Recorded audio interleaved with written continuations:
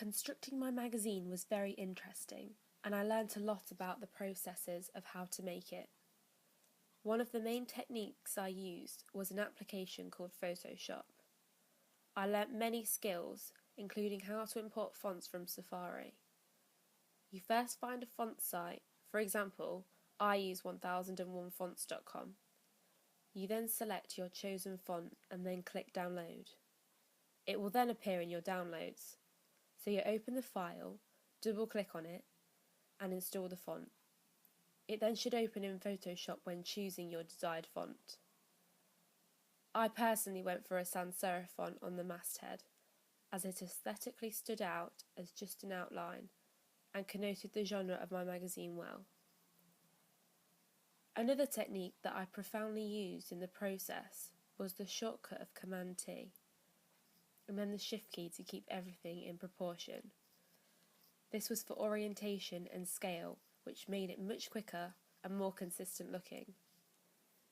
For example, the main images on all pages of my magazine needed to be in scale and not squashed, so this tool was very useful.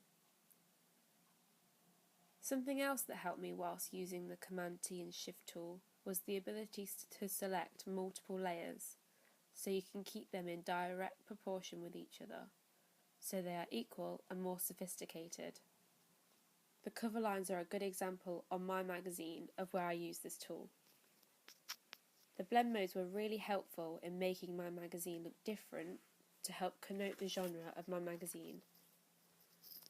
At first I found it difficult to locate these, but they are found in the layers section, and if you double click on the layer you want, you get many options of blend modes and edits on all areas of that specific object.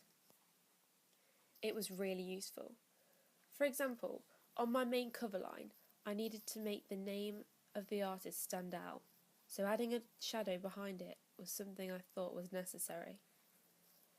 Learning how to import the files into Photoshop was also really easy and made it much quicker for me and saved time. All you had to do was drag it over the Photoshop icon and it would just open then. If it was a supporting file, of course. You couldn't usually do this on a PC, so using an Apple Mac was really useful and helpful. Regarding the text of my magazine, I learnt how to turn off the hyphenation, which was always on automatically. By getting rid of it, it made my magazine look cleaner, tidier, and more appealing aesthetically.